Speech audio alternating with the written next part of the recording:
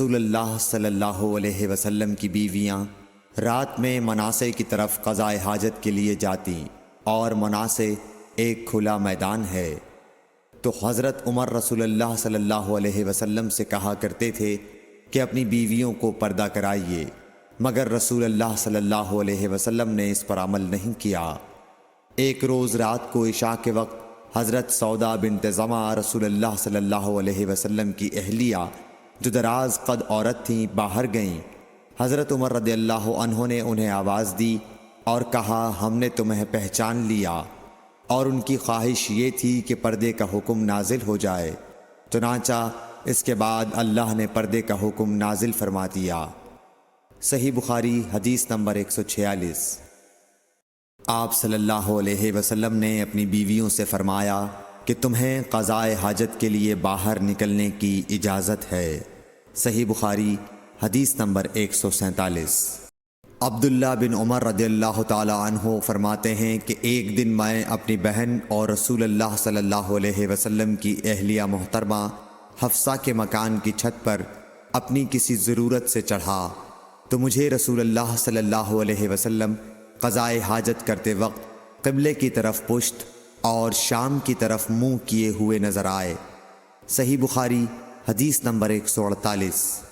عبداللہ بن عمر رضی اللہ تعالی عنہ نے خبر دی، وہ کہتے ہیں کہ ایک دن میں اپنے گھر کی چھت پر چڑھا تو مجھے رسول اللہ صلی اللہ علیہ وسلم 2 اینٹوں پر قضائے حاجت کے وقت بیت المقدس کی طرف منہ کیے ہوئے نظر آئے۔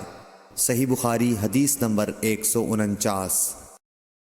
انس بن مالک رضی اللہ تعالی عنہ کہتے تھے کہ جب رسول اللہ صلی اللہ علیہ وسلم رفع حاجت کے لیے نکلتے تو میں اور ایک لڑکا اپنے ساتھ پانی کا برتن لے آتے تھے، مطلب یہ کہ اس پانی سے رسول اللہ صلی اللہ علیہ وسلم طہارت کیا کرتے تھے۔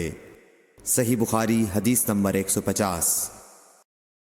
انس رضی اللہ تعالی عنہ کہتے ہیں کہ جب نبی کریم صلی اللہ علیہ وسلم قضائے حاجت کے لیے نکلتے، میں اور ایک لڑکا دونوں آپ صلی اللہ علیہ وسلم کے پیچھے جاتے تھے، اور ہمارے ساتھ پانی کا ایک برتن ہوتا تھا۔ صحیح بخاری حدیث نمبر 151۔ انس بن مالک کہتے تھے کہ رسول اللہ صلی اللہ علیہ وسلم پخانے میں جاتے تو میں اور ایک لڑکا پانی کا برتن اور نیزہ لے کر چلتے تھے، پانی سے آپ طہارت کرتے تھے۔ صحیح بخاری حدیث نمبر 152۔ رسول اللہ صلی اللہ علیہ وسلم نے فرمایا، جب تم میں سے کوئی پانی پیے تو برتن میں سانس نہ لے، اور جب پخانے میں جائے تو اپنی شرمگاہ کو داہنے ہاتھ سے نہ چھوئے اور نہ داہنے ہاتھ سے استنجا کرے۔ صحیح بخاری حدیث نمبر 153۔ نبی کریم صلی اللہ علیہ وسلم نے فرمایا، جب تم میں سے کوئی پیشاب کرے تو اپنا وضو اپنے داہنے ہاتھ سے نہ پکڑے، نہ داہنے سے طہارت کرے، نہ پانی پیتے وقت برتن میں سانس لے۔ صحیح بخاری حدیث نمبر 100۔